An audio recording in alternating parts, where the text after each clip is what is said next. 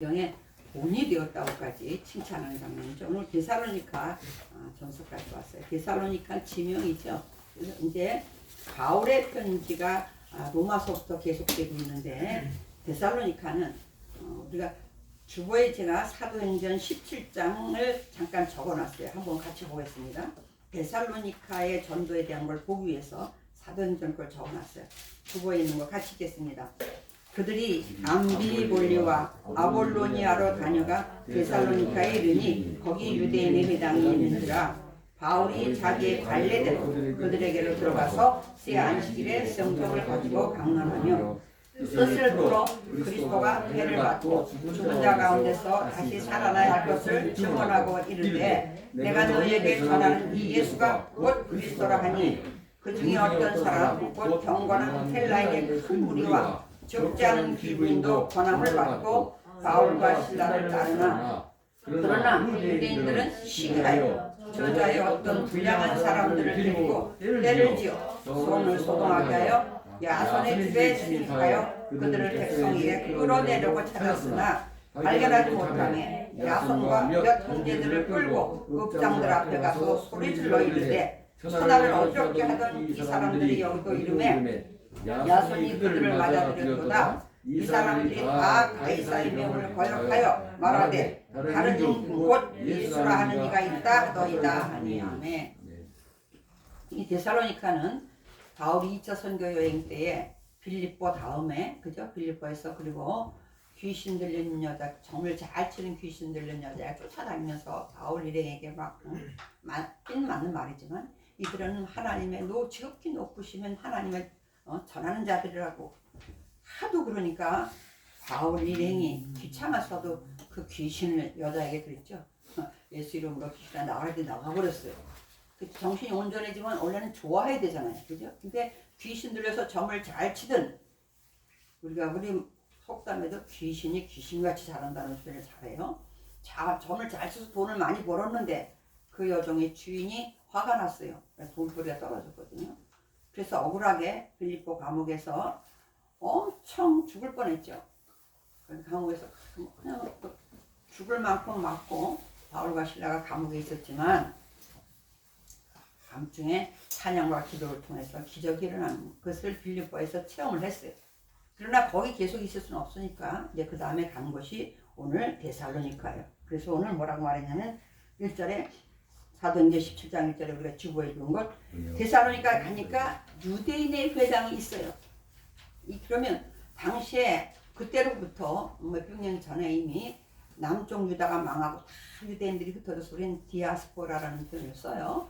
흩어져 있는 유대인들이 상술, 장사를 잘해요. 물론 처음부터 그런 건 아니었다고 그래요. 그러나 자꾸 쫓겨다니다 보니까 몸만 가도 살 수 있는 방법을 선택해야 되잖아요. 땅을 사면 땅은 떼어가지고 가지 못하니까. 그러다 보니까 유대인들이 어디 가나 돈을 버는 걸 잘해요. 근데 이 데살로니가에도 유대인들이 많았던 것 같아요. 일단 남자 유대인이 10명 이상이면 회당을 지을 수 있는데 2차 세계대전 한참 세월이 흘렀지만 2차 세계대전 때 나치에게 학살당한 데살로니가 사람만 6만 명이었다고 해요. 그런 거 엄청 많은 거죠. 근데 당시에 지금 이 성경이 쓰여지던 당시에 데살로니가에는 인구가 한 20만 명 됐다고 그래요. 옛날에 20만 명이면 엄청 많은 거죠. 2000년 전에. 더군다나 그 마케도냐 그쪽의 수도예요. 데살로니가가. 그래서 거기 가서 이제 늘 바울은 가면 어디부터 들어가냐면 유대인의 회당으로 들어가요. 그러면 유대인의 회당에 들어가면 유대인만 있는 것이 아니라 경건한 이방인 이런 표현을 쓰는데 그들은 유대인들이 전하는 하나님은 믿는데 할례는 안 받은 그런 사람들을 이방인이라도 할례까지 받으면 근데 유대인은처럼 인정을 해줘요. 그러나 할례는 안 받았지만 하나님 말씀을 잘 믿는 사람을 경건한 경건한 이방인 이렇게 하는데 그런 사람들이 많이 있기 때문에 그 사람들은 이방인이라도 구약을 잘 알겠죠. 유대인들한테 배웠기 때문에 거기에 가서 구약의 그 성경에 그때 당시는 신약이 안 써져 있으니까 성경의 경에 그러면 무조건 구약 성경이에요. 성경에 기록되어 있는 그 메시아가 올 것이다 그분이 오시면 우리가 해방을 받고 우리가 희년을 맞이하고 막 이런 걸 성경에 기록된 그분이 요분이다. 예수님이다. 그분이 구세주다. 이것만 해주면 되거든요. 그러니까 1차로 유대인의 회당을 가요. 근데 여기서 데살로니가에서도 역시 유다인의 회당에 들어갔는데 2절 보니까 바울이 자기의 관례대로 자기의 하는 대로 그랬는데 그들에 들어가서 뭐해? 새 안식일은 3주예요. 3주. 오늘날로 말하면 단기 선교야. 단기 선교. 엄청 단기 선교죠. 근데 더 오래 있지 못한 것이 그 아래 우리가 쭉 읽었었어요. 그때 당시 유대인들이 그만큼 상수를 오늘날이나 그때나 돈을 많이 가지고 있다는 얘기는 돈을 많이 움직일 수 있다는 얘기는 그만큼 영향력이 세다는 거죠. 유대인의 영향력들이 세다는 얘기예요. 그래가지고 그 바울이 3주 동안 가서 안식일에 가서 예수님에 대해서 전했어요. 전했는데 그들이 가만히 있지 않는 거예요. 뭐라고 하냐면 그들이 생각하기에는 예수 믿는 사람은 이단이란 말이에요. 근데 유대인들이 생각하기에는 이단이야. 그러니까 4절 그 중에 어떤 사람고 경건한 헬라인의 큰 무리 아까 얘기했잖아요. 이방인이면서 하나님을 믿는 그 사람들은 적지 않은 귀부인도 권함을 받고 따라다녀요. 그냥 귀부인들도 있는데 그렇구나. 우리는 다시 오실 그분만 알고 있었지만 그분이 이미 오셨구나 하고 믿게 되는 거예요. 근데 5절 중요한 건 5절이에요. 그러나 유대인들은 뭐해서 시기예요. 이 참 제일 무서운 게 시기 질투입니다. 이 시기가 사람을 해치기도 하고 그러잖아요. 오늘날 많은 범죄에 많은 양이 뭐예요? 시기 때문에 일어나요. 그런데 저자는 저작거리라는 뜻이에요. 저 길바닥 뭐 이런 시장바닥 옛날로 말하면 그런 데서 불량배들을 힘주는 그런 사람들 불량배들을 데리고 와 때를 지어왔어요. 영향력이 있다고 그랬잖아요. 그죠? 많은 사람들을 데려와가지고 당시 이 바울은 새 안식일 동안 뭐 얼마나 많은 사람이 전도가 됐겠어요. 그죠? 불과 뭐 몇십 명 많아봤자 뭐 20, 30명 되겠죠. 그런데 오늘날 같지만 이게 큰 대형 교회를 얘기한 게 아니에요. 그때 당시에는. 근데 불량한 사람들을 데려와서 막 소동하고 야손의 집에 침입하였다는 거 보니까 아마도 야손의 집에서 개척을 한 것 같아요. 빌립보 교회는 루디아의 집에서 개척을 했던 것처럼 가정집에서 늘 시작하잖아요. 그래서 우리가 골로새서는 빌레몬의 집에서 시작을 했고 이런 것처럼 야손의 집에 침입한 걸로 봐서 야손의 집에서 아마 교회를 시작했던 것 같아요. 근데 6절 뭐라고 하냐면 그래가지고 그 백성들을 끌어내려 했으나 찾지 못했어요. 바울이랑 일단 피신한 것 같아요. 그 다음에 발견하지 못하면 야손의 집이니까 야손은 있어야 되잖아요. 자기 집이니까 야손과 그 형제들을 끌고 아마 야손이 형제들까지도 전도해가지고 그 집에서 개척을 했던 것 같아요. 끌고 읍장들 앞에 가서 당시의 읍장들 아마 가장 행정관으로서 그 주위를 다스리는 그런 사람이겠죠. 소리 질러 이르되 뭐라고 하냐면 천하를 어지럽게 하던 이 사람들이 여기도 이름에 다른 데서도 지금 천하를 어지럽게 했다는 얘기잖아요.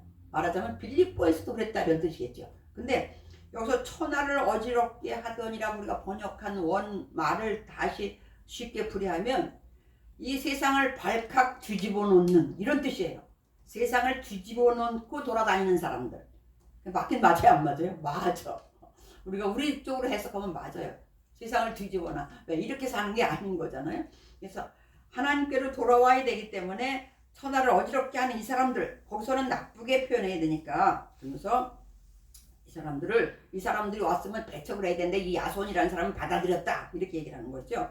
그러면서 거기다가 뭐라고 하냐면 그러면 로마 사람들 로마의 관리들은 그런 거에 관심 없어요. 종교에 대해서는.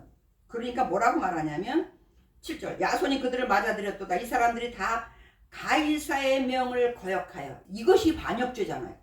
황제의 명을 거역했다. 2000년 전에 우리나라 불과 100년 200년 전만 해도 이시조선이 있을 때 왕의 명을 거역하면 바로 사형이죠. 말할 것도 없죠. 심지어 그 반역의 기미만 보여도 구테타의 기미만 보여도 3대가 멸하는데 뭐라고 말하냐면 다 명을 가이사의 명을 황제의 명을 거역하고 뭐라면 다른 임금이라는 거예요. 완전히 맞잖아요. 구테타가 맞잖아. 다른 임금 곧 예수라 하는 자기들은 우리는 이제 좀 아부하자면 우리는 황제 가이사밖에 없습니다. 그런데 저들은 다른 황제가 있다고 합니다. 그 황제가 나타났다고 합니다. 이렇게 얘기하는 거예요. 그러니까 로마에서도 얼마나 긴장되는 이런 곳이 데살로니카였어요. 그리고 이제 본문으로 데살로니가 전서로 돌아와서 이제 데살로니가 1장에서 읽었어요. 1절 이렇게 나와요. 바울과 실로아노와 디모데는 하나님 아버지와 주 예수 그리스도 안에 있는 데살로니가의 교회에 편지하노니 그 다음 뭐라 그래요? 은혜와 평강. 이 바울의 편지는 거의 다 은혜와 평강이 주제. 다른 주제가 또 있지만 인사말이 은혜와 평강. 이건 아마 바울이 깨달았던 것 같아요. 자기가 다메섹 도상에서 깨달았던 은혜, 하나님의 은혜 아니면 돌아올 수 없는 자기 같은 사람도 은혜와 평강이라는 말을 지금 바울이 쓴 편지가 한 13권 정도로 보고 있어요. 로마서에서부터 이제 우리가 빌레몬서까지 쭉 가다 보면은. 그런데 여기에 한 번도 빠지지 않은 게 은혜와 평강이에요. 항상 앞에 로마서만 1장 7절에 있지 보통은 1장 2절 3절 안에 거의 다 아니면 디도서만 1장 4절에 있고 다 은혜와 평강, 은혜와 평강. 디모데 전후서만, 디모데는 조금 이따 우리가 다음에 배울 건데 디모데는 목회자잖아요. 디모데에게는 은혜와 평강에 하나를 더했어요. 긍휼이라는 표현을 써요. 젊은 목회자가 이제 내들려서 또 목회를 해야 돼. 그래서 하나님 긍휼을 베풀어달라는 표현을 더한 건데 오늘날 우리에게도 편지한다면 바울은 이 말을 꼭 했을 거예요. 무슨 말? 은혜와 평강이 있을지어다. 은혜와 평강이 너에게 있을지어다. 하나님 아버지와 주 예수 그리스도 이 이름으로 해요. 근데 이게 바울은 가만히 있었으면 예수님 안 만났으면 그는 납비가 될 사람이거든요. 근데 그들이 철저히 알아야 되는 것은 뭐냐면 구약성경이에요. 근데 구약성경에 특별히 축도가 있어요. 구약성경에 축도 있죠. 민수기에 있어요. 민수기 6장에 있는데 거기에 있는 게 은혜와 평강이에요. 아론에게 이렇게 축도하라. 너희 백성들에게 이렇게 축도하라. 이렇게 축복해라 하고 하나님이 알려준 것이 바로 은혜와 평강이거든요. 근데 바울은 그걸 너무 잘 알고 있었다. 성경적인 축도를 하는 거예요. 성경적인 인사를 하는 거예요. 너에게 은혜와 평강이 있을지어다. 그러면서 2절에 이렇게 해요. 우리가 너희 모두를 알며 지금 3주밖에 안 있었다 그랬죠. 그래서 바울은 이제 그 사도행전을 더 읽어보면 그러고 났는데 바울이 정말 아까 조잡거리에 막 깡패들을 불러다 그러니까 그때 당시 조금은 무법천이잖아요. 그래서 일단 피신을 해요. 피신을 해가지고 베레아라는 데로 가. 그 옆에 이제 베레아 동네로 가거든요. 베레아 그럼 이제 사도행전 나와 있는데 근데 뭐라고 표현하냐면 베레아에는 더 신사적이어서 이제 왜 개혁 성경 개혁 개적전의 개혁 한글판인데 개혁 개정은 더 점잖아서 이런 표현을 써요. 이렇게 막 이렇게 깡패들 같이 그리던 거와는 좀 다른 거예요. 나 표현을 그렇게 썼어. 근데 베레아로 갔는데 역시 베레아까지 쫓아와요. 이 데살로니카에 있던 깡패들을 데리고 거기까지 유대인들 쫓아와서 거기서 또 못 살아. 근데 특별히 말을 일행이 있더라도 특별히 복음을 전하는 사람이 따로 있잖아요. 그게 바울인 거예요. 그러니까 디모데 신라 일행이 있는데 다른 사람은 가만두는데 바울만 죽이려고 쫓아다녀요. 그래서 바울을 헛소시 밤에 오늘날 말하면 야밤 도주를 시켜요. 거기서 위험하니까 거기 성도들이 그래서 아덴으로 배를 타고 아덴으로 보내요. 오늘날의 아테네. 아테네 와서도 그래도 이제 자기는 시간이 있어서 거기서 또 전도를 하죠. 근데 그때 이제 자기를 데려다 주고 간 참 이 베레아의 성도들이 참 감사한 것은 거기까지 혼자 보내지 않아요. 같이 와서 아덴에 때려뜨려 놓고 자기들은 돌아가요. 돌아갈 때 빨리 디모데랑 신라가 왔으면 좋겠다 부탁을 해요. 얼마나 혼자 외롭겠어요. 지금 목숨의 위협을 느끼고. 그랬는데 정말로 가서 디모데가 왔어요. 왔는데 얼마나 불안해요. 지금 3주밖에 안 있었다니까. 3주 가지고 믿음이 얼마나 생기겠어요.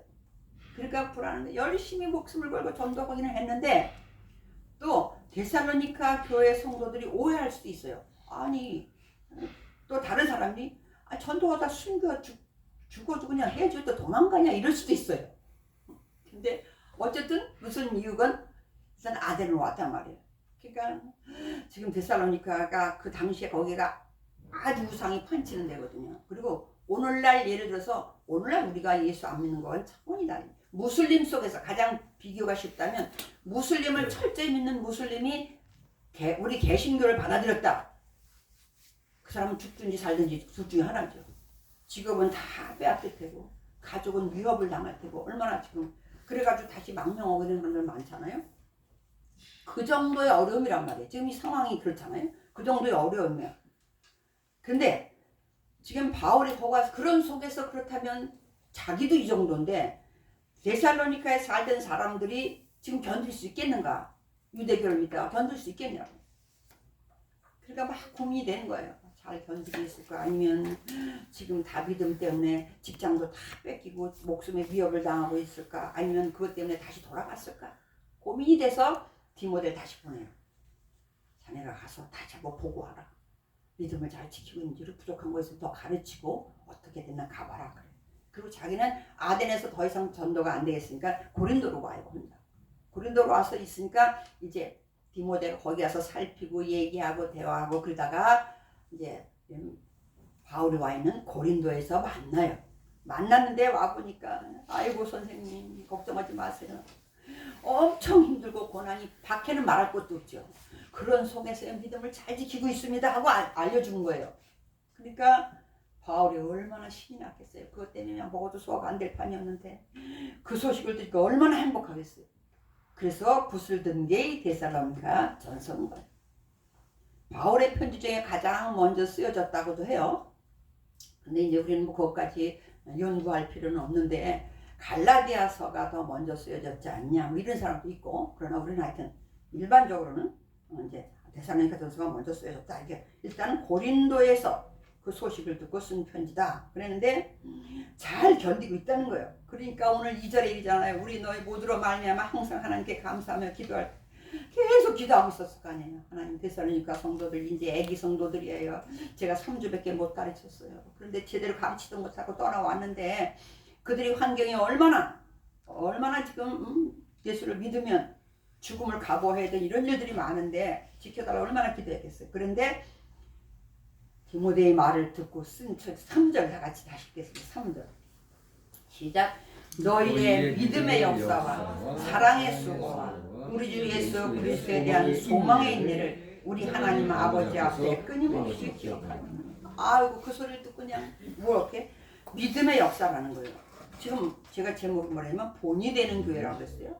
근데 이제 바울이 한 말이니까 내가 한 말이니까 본이 되는 교회야. 근데 왜 본이 되냐 하면 보니까 3절에 믿음의 역사. 무슨 사람이 살아가면서 늘 역사는 삶을 얘기하는 거잖아요. 뭐 그게 역사, 살아가는 게 역사니까.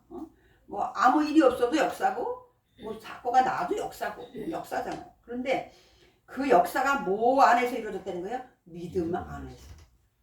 세상 똑같이 일을 해도 어떤 사람 믿음으로 한 사람 있고, 좋은 일을 해도 가난한 사람을 도와줘도 믿음으로 한 사람과 그냥 한 사람 하나님은 달라요.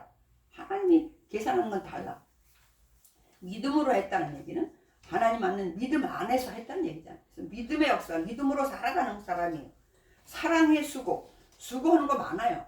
근데 어떤 사람은 사진에 내기 위해서 막 사진사를 끌고 다니는 사람 있잖아요. 우리가 뭐 전해주는 것도 사진 찍어 막 이렇게. 그런 사람도 얼마든지 있잖아요. 나중에 또 그걸 가지고 뭐 유튜브에 올리기도 하고 막 별거 다 하잖아요. 그런데 여기서 사랑의 수고는 뭐냐면 하나님의 사랑으로 하는 거예요.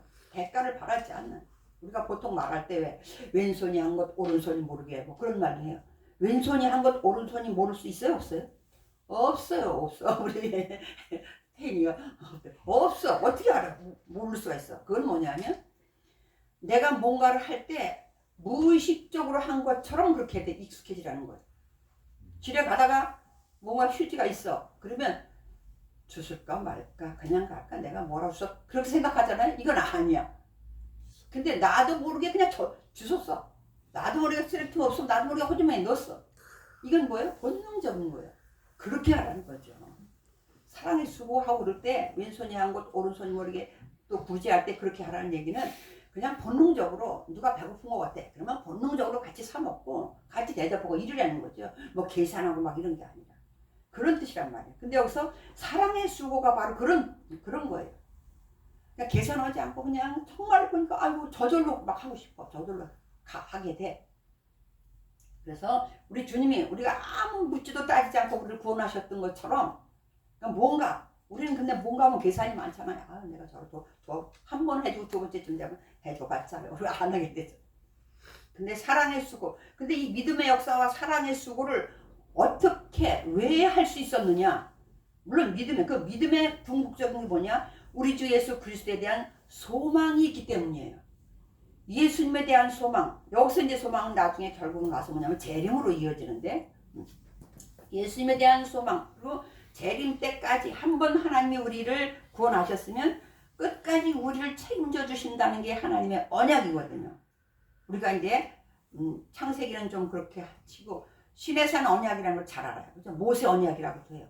근데 거기서 언약을 맺을 때는 하나님이 그냥 은혜로 맺어준 거예요. 출애굽할 수 있는 형편이 전혀 아니었잖아요.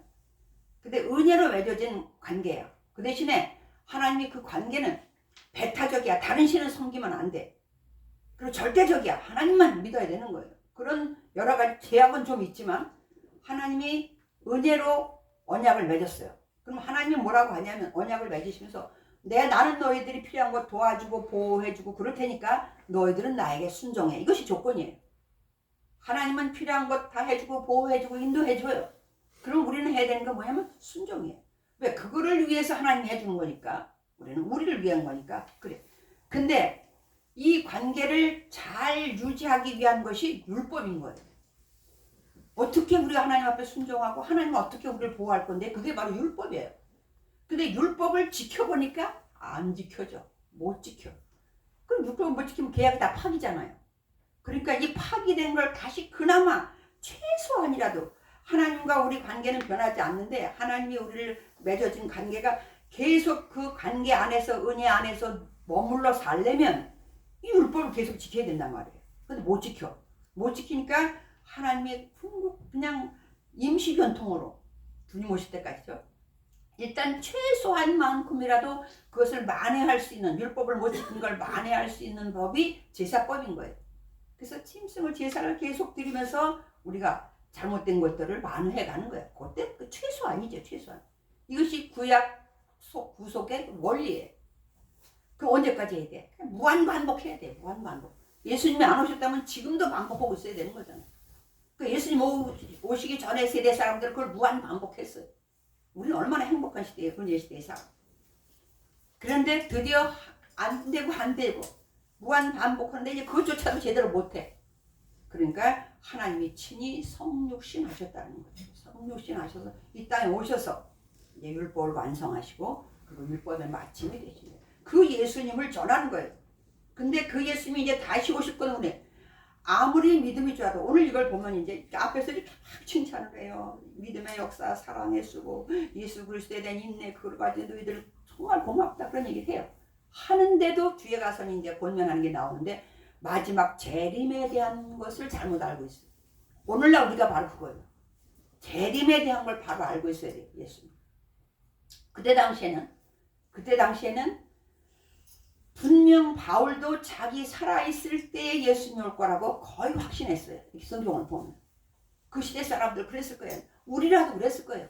예수님 가시면서 곧 온다. 날짜는 나도 모르지만 몰라서 모른다는 게 아니고 아버지의 권한이라는 거죠. 그건 하나님의 권한이에요.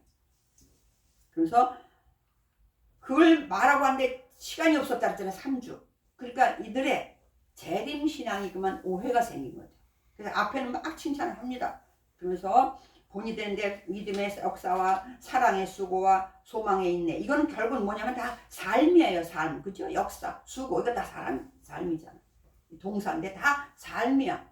그러니까 너희들이 삶이 정말로 믿음 안에서 잘. 그런데 뭐라고 하냐면 5절 보세요. 5절. 시작. 이는 우리 복음이 너희에게 말로만 이른 것이 아니라 또한 능력과 성령과 큰 확신으로 된 그냥 말로만 든 게 아니라 거기서 능력이 나타나는 거예요. 그 잠깐 동안 다녀왔지만 그들이 그 믿는 대로 능력도 나타나.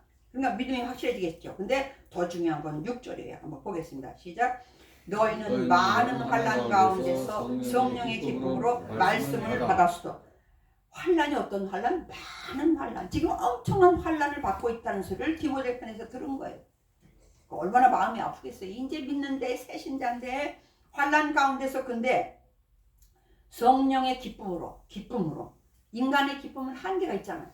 성령의 기쁨으로 뭐를 받아? 말씀을 받아. 오늘날도 우리가 해야 될 게 뭐냐? 말씀 붙잡는 것밖에 없어요.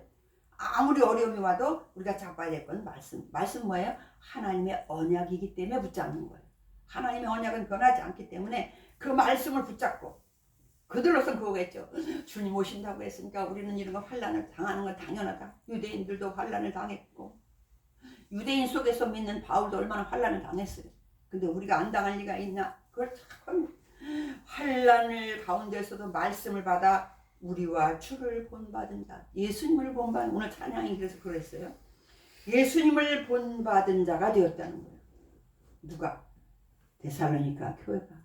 데살로니가 교회라는 얘기는 데살로니가 교회 성도들이, 데살로니가 교회 성도들이 뭐요? 본이 되는 모습이었는데 그건 뭐냐? 다른 건 괜찮아요. 뭐 믿음의 역사, 사랑의 수고, 뭐 소망의 인내. 가장 중요한 건 지금 그들이 많은 환난 가운데 있는데도 변하지 않았다는 거예요. 돌아가지 않았다는 거예요, 옛날로. 그래서 그걸 기쁨으로 받아오죠.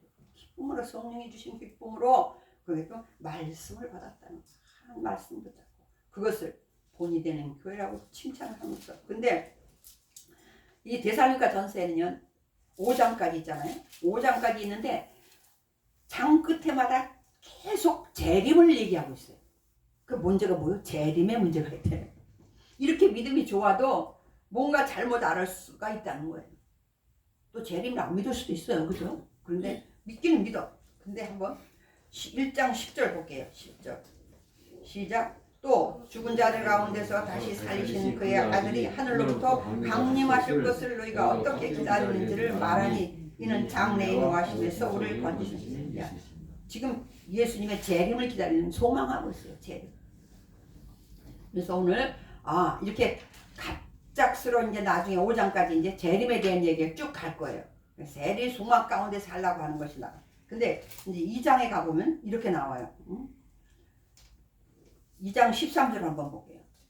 그들이 아까 말씀, 아무리 어려운 가운데서도 말씀을 받고 기쁨으로 말씀을 받고 있다는데 그게 뭐냐? 13절 시작. 이러므로 우리가 하나님께 끊임없이 감사함은 너희가 우리에게 들은 바 하나님의 말씀을 받을 때에 사람의 말로 받지 아니하고 하나님의 말씀으로 받으니 진실로 그러하도다. 이 말씀이 또한 너희 믿는 자 가운데서 역사합니다. 왜? 사람의 말로 받지 않는 거예요. 제가 전하지만 내 말 아니거든요. 저는 그냥 대언할 뿐이에요. 대신 말해줄 뿐이에요.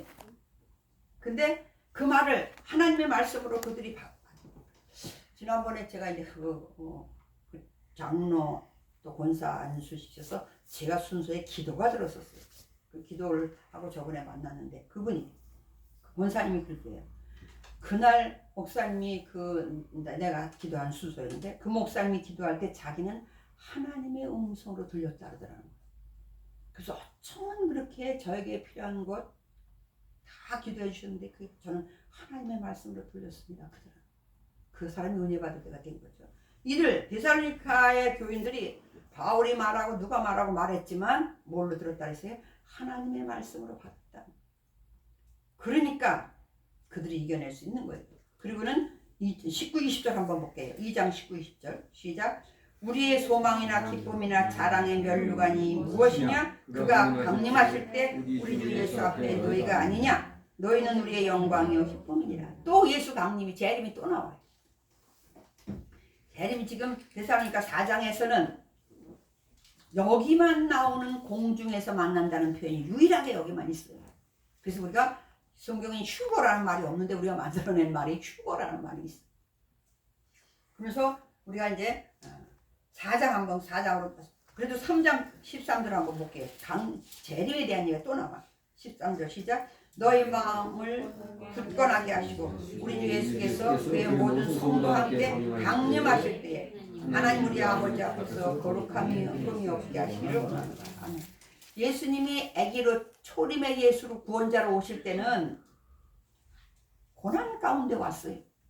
다시 재림에서 강림에서 오실 때는 심판주로 오시기 때문에 어마어마하게 오세요. 그래서 오늘 재림을 기다리면서 이제 바울이 뭘 얘기하냐면 우리가 뭐라 하면 하나님의 뜻이 어딘지 모르겠어. 우리 그런 건 잘 찾아. 그지? 이사 가는 게 안 가는 거. 교회가 이장하는 게 아닌 게 뜻인지 하나님 이런 적은 것도 아니지만 클 수는 있지만 그런데 오늘 하나님의 뜻이라는 단어 한번 볼게요. 4장 3절 볼게요. 4장 3절 시작. 하나님의 뜻은 이것이니 너희의 거룩함이라. 곧 음란을 버리고 쭉 이제 거룩함에 대한 거 나와요. 그래서 하나님이 우리에게 원하는 하나님의 뜻은 뭐예요? 우리가 거룩하게 살라는 거예요. 죄와는 멀어지고 거룩하게 살라는 거예요. 그러면서 이제 우리가 그 유명한 공중에서 만나는 거 한번 4장 13절부터 15절까지 읽겠습니다. 4장 13절 시작. 형제들아 자는 자들의 관하에는 너희가 알지 못함을 우리가 원하지 아니하노니 이는 소망 없는 다른 이와 같이 슬퍼하지 않게 하리라. 우리가 예수께서 죽으셨다가 다시 살아나심을 믿을진대 이와 같이 예수 안에서 자는 자들도 하나님이 그와 함께 데리고 오시리라. 우리가 주의 말씀으로 너희에게 이것을 말하노니 주께서 강림하실 때까지 우리 살아남아 있는 자도 자는 자보다 결코 앞서지 못하리라. 주께서 호령과 천사장의 소리와 하나님의 나팔 소리로 친히 하늘로부터 강림하시리니 그리스도 안에서 죽은 자들이 먼저 일어나고 그 후에 우리 살아남은 자들도 그들과 함께 구름 속으로 끌어올려 공중에서 주를 영접하게 하시리니 그리하여 우리가 항상 주와 함께 있으리라. 그러므로 이러한 말로 서로 위로하라. 이것이 이제 우리가 휴거라고 말하는 유일한 장면이에요. 근데 16절에 주께서 예수님께서 호령과 천사장의 소리와 하나님의 나팔 소리로 친히 하늘로부터 강림하시리니 오늘 바울은 복음 이런 것도 이미 로마에서 쓰는 단어들을 썼다고 그랬어요. 평화 이런 것도. 근데 이것도 마찬가지예요. 지금 강림하시리니 이것은 원래는 그들이 황제가 어느 마을을 쫙 갈 때 막 많은 사람을 거느리고 쫙 가는 그 장면에 다 똑같은 단어를 썼어요. 그리고 그 다음에 그리스도 안에서 죽은 자들이 17절 그리고 세 번째 줄에 공중에서 주를 영접하게 하는 이 영접도 그러면 황제가 가면 그 고을에 그 마을에 지도자가 나오겠죠. 막 영접하러 나오겠죠. 그 단어를 똑같이 썼어요. 예수님 오실 때 그 장면도 그러면 그들이 얼른 알아들을 수 있잖아요. 아 그렇게 맞이하고 예수님이 그렇게 오면 우리가 그렇게 맞으러 나가는 거구나 할 수 있게. 근데 이것은 왜 이렇게 자세히 썼냐면 당시에 아까 말씀드렸던 것처럼 금방 예수님이 재림할 줄 알았어요. 그리고 우리 생각에도 이런 생각이 들잖아요. 예수님이 우리가 살아있을 때 오시면 그때가 최고 100점짜리의 우리가 들림일 것 같은 기분이 들어. 근데 예를 들어서 기도할 때 오면 아니면 예배 드릴 때 오면 더 100점짜리일 것 같아. 근데 성경 어디에도 기도할 때라는 예를 들지 않았어요. 그냥 뭐 맷돌을 가를 때 뭐 밭에서 일을 할 때 이랬지. 그러면 일상의 삶을 살 때 얘기지 굳이 뭐 오늘 올까 내일 올까 해서 그게 아니잖아. 그래서 그래도 그들 생각엔 그런 생각이 들었어요. 근데 사람들이 하나씩 죽어가는데 가족도 죽어가는 거예요. 그러면 안 되는데요. 우리 어머니가 우리 아버지가 아닌데 주님 오실 때까지 살아있어야 되는데 그럼 어떻게 되는 거지? 죽고 나면 땅에 묻어서 어떻게 되는 거지? 얼마나 고민이 많겠어요. 나중에 마지막에 그냥 부활할 것까지는 믿어. 근데 이게 어떻게 될 건가 궁금한 거예요. 그러니까 바울이 이 얘기를 하면서 죽은 자들도 우리가 죽은 자들보다 먼저 더 되는 게 아니다. 똑같다. 그런 얘기를 하고 있는 거예요. 이제 나중에 뭐 첫째 부활 그런 거는 이제 계시록과 이렇게 조금 섞어서 얘기할 것이고 오늘 그러면서 재림에 대한 얘기를 이제 바로 알려주는 거죠.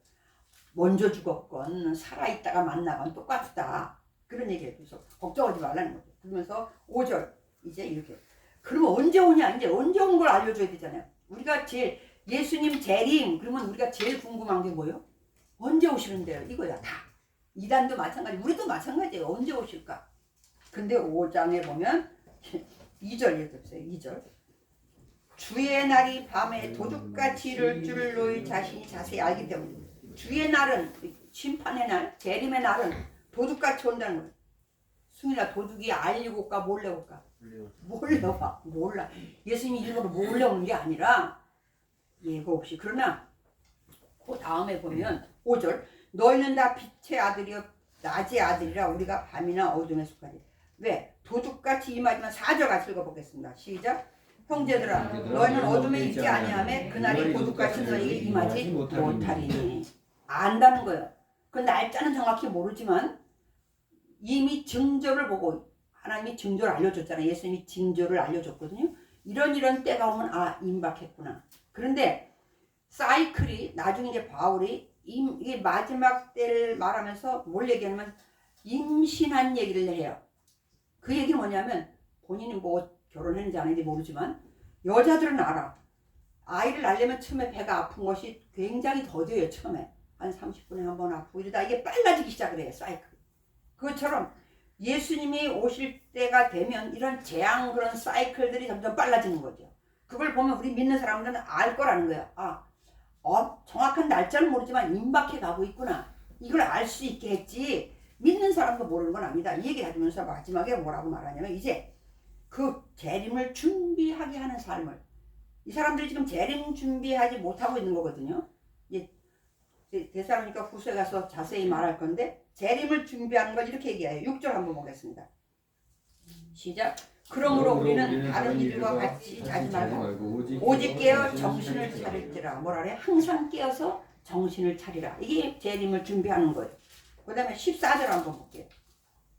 14절 시작. 또 형제들아 너희를 권하노니 게으른 자들을 권계하며 마음이 약한 자들을 격려하고 힘이 없는 자들을 들어주며 모든 사람에게 오래 참으라. 이 위에 있는 사람들 보면 참 힘든 사람들이죠. 근데 그런 사람들을 우리가 붙들어주는 게 아니라 같이 안 하고 싶죠. 사실은. 게으른 자, 저 게을러서 그래. 그리고 거기서 끝나는 게 아니라 게으르지 않게 해주고 같이 사랑으로 보듬어 주라는 거죠. 그리고 일하게 만들어 주라는 거예요. 마음이 약한 자, 지금 오늘날 가장 많은 거죠. 마음이 약한 자, 격려해야 되는. 힘이 없는 자들 붙들어 주고 이러면서 어떻게 오래 참으라는 얘기는 공동체가 같이 가라는 얘기죠. 이 공동체 안에는 다 믿음만 좋은 사람이 있을 수 없잖아. 더군다나 이 3주밖에 안 했기 때문에 여기서 별 사람이 다 있겠죠. 그래서 두 번째 뭐예요? 오래 참으라, 오래 참으라. 세 번째 5장 13절 볼게요. 5장 13절. 시작. 그들의 역사로 말미암아 사랑 안에서 가장 귀여우며 너희끼리 뭐래? 화목해요. 화목해야 되겠죠. 왜? 이 공동체가 살아남으려면 화목해야 돼. 이거 가장 기본이잖아. 그 다음에 뭐라고 그랬냐면 우리 5장 22절 한번 볼게요. 이제 5장 22절인데 우리가 15절 읽고 또 22절 읽겠습니다. 15절 시작. 삼가 누가 누구에게든지 악으로 악을 갚지 말게 하고 서로 대하든지 모든 사람을 대하든지 항상 선을 따르라. 그럼 선만 따르면서 어떻게 해야 되냐면 22절 볼게요. 시작. 악은 어떤 모양이라도 버리라. 무슨 일이 있을 때 항상 선한 쪽은 선택하고 악은 버리라는 얘기예요. 악은 모양이라도 버리라. 모양이라도. 나 거기까지만 갔는데요. 나 거기 노름 빠진 거라는 거라. 하여튼 거기 갔긴 갔지만 하진 않았거든요. 이렇게 말하지 말라는 거예요. 그냥 거기 가지도 마라. 왜? 마지막 때는 이렇다는 거예요. 그러면서 5장 우리가 그 잘 아는 18절 한번 볼게요. 시작. 범사에 감사하라. 이것이 그리스도 예수 안에서 너희를 향하신 하나님의 뜻이니라. 아까 뭐라면 하나님의 뜻이 뭐라 했어요? 너희 거룩함이라 했었잖아요. 근데 이 거룩함을 유지하는 게 뭐냐면 16절부터 시작. 항상 기뻐하라. 쉬지 말고 기도하라. 범사에 감사하라. 이 거룩함을 유지하는 것이 이거예요. 그런데 유대인들은 이렇게 수미상관법이라 해서 뭔가를 쓸 때 세 개를 쓰면 가운데 중요한 걸 집어넣어요. 앞에도 중요하고 뒤도 중요하지만 가운데 가장 귀한 걸 집어넣거든요. 뒤에서 이렇게 되오는 거야. 근데 거기 뭐냐? 항상 기뻐하라, 쉬지 말고 기도하라, 범사에 감사하라. 세 가지가 있어요. 어떤 게 가장 가운데 들어있어요? 쉬지 말고 기도하라로 들어있어요.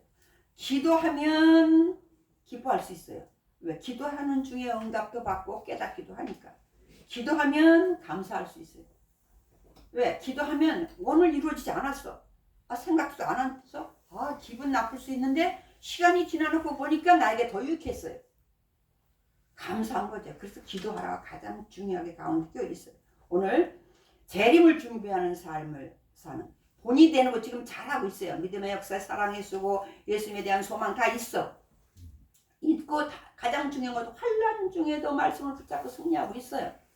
그런데 그래서 본받는 성도가 그 주변에 막 소문, 이거 좀 과장법이긴 한데 그 마케도냐 아가야에 소문이 났대. 뭐 수백 명도 아닌데 뭐 어마어마한 소문이 났겠어요. 그러나 바울이 듣기는 굉장히 큰 소문인 거예요. 너무나 감사한 거예요. 그럼에도 불구하고 바울이 알려주고 싶은 게 뭐냐면 재림을 준비하지 못하고 있고 뭐 얼마 안 남았으니까 뭐 그냥 뭐 주님 오신다는데 막 이제 다음 주에 그것까지 연결될 건데 주님 오신다는데 뭐 예를 들어서 오늘날 또 은행 그때 당시는 은행이 그렇게 많이 저기하지 않을 테니까 돈 많은 사람한테는 저 돈 좀 빌려줘요. 근데 다 가난해요 그때 당시에는.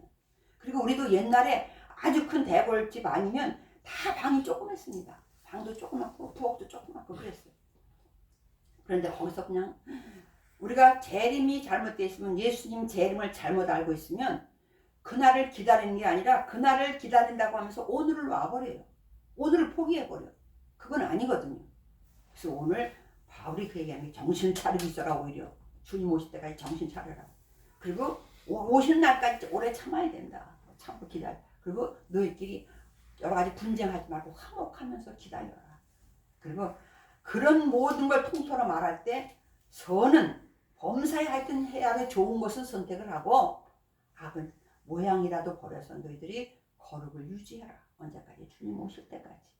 그리고 오기 전에 돌아가신다고 해서 그거 가지고 뭐 지옥 가고만 아니면 덜 영화롭고 덜 부활되고 이게 아니다. 똑같다. 이 말을 하고 있어요.